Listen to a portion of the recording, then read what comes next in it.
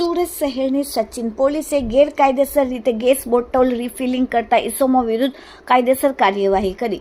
Surat police કમિશનરના આદેશ મુજબ સમગ્ર સુરત શહેરમાંથી કોઈપણ રીતે ખાલી બોટલમાં ગેસ બોટલ રિફિલિંગ કરી આગથી સરકી ઉઠે તેવા પદાર્થો અંગે બેદરકારીભર્યું આચરણ કરી ગુનાહિત પ્રવૃત્તિ કરતા ઇસમો વિરુદ્ધ કાયદેસરની કાર્યવાહી કરવા બાબતે સૂચના આપેલ હતી.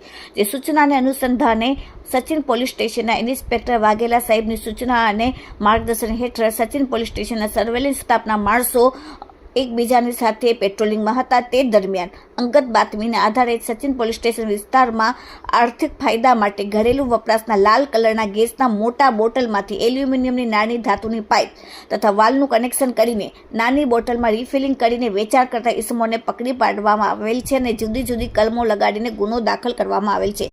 પકડાયેલ આરોપીમાં એક સ્વરલાલ કલાલ ધંધો વેપારનો અને રહેવાસી જમશેદનગર જલારામ સચિન સુરત, 2 નીતુબેન દુબે ધંધો મહાકાલ કિરાણાની દુકાન રહેવાસી જીતુસિંહની બિલ્ડિંગ સચિન અને 3 ઈશ્વર શંકરલાલ કલાલ ધંધો ભેરુનાથ કિરાણા સ્ટોલની નામની દુકાન જમશેદનગર સોસાયટી જલારામ નગરની બાજુમાં સચિન સુરતવાળાને પોલીસે ઝડપીને કાયદેસરની કાર્યવાહી કરી. બ્યુરો રિપોર્ટ, ટેલ ઇન્ડિયા ટીવી, સુરત.